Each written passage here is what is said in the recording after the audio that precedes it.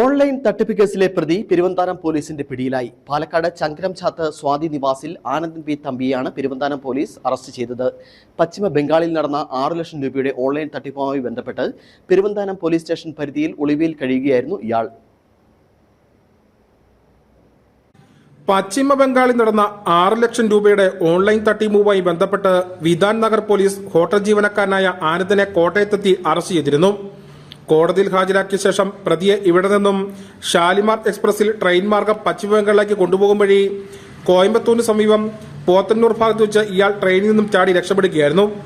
ഇവിടെ നിന്നും മുങ്ങിയ പ്രതി പിന്നീട് പെരുവന്താനം പോലീസ് സ്റ്റേഷൻ പരിധിയിൽ വള്ളിയങ്കാവിലെത്തി ലോഡ്ജിൽ മുറിയെടുത്ത് കുടുംബസമേതം ഒളിവിൽ കഴിയുകയായിരുന്നു.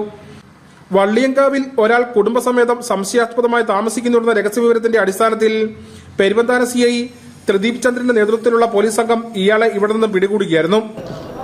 വെസ്റ്റ് ബംഗാളിലെ വിധാൻ നഗർ പോലീസ് സ്റ്റേഷനിലെ ഒരു ഓൺലൈൻ തട്ടിപ്പ് കേസിൽ പ്രതിയായിരുന്ന ആനന്ദൻ പി തമ്പി എന്നയാൾ കഴിഞ്ഞ ജൂൺ മാസം 27-ാം തീയതി വെസ്റ്റ് ബംഗാൾ പോലീസ് കോട്ടയം ജില്ലയിൽ നിന്ന് അറസ്റ്റ് ചെയ്തിരുന്നു.